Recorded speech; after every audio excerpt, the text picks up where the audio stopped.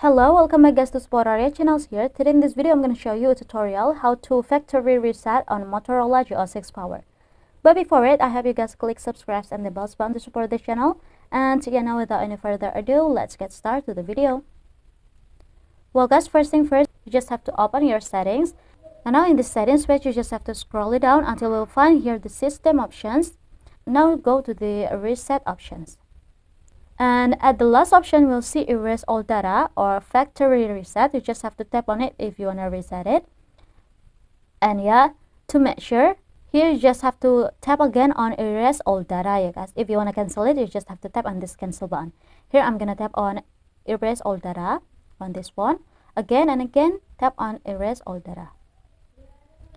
And yeah, as you can see, it will be turned off automatically, I guess. We just have to wait for a second until the phone is already activated again, and it will be look like factory phone.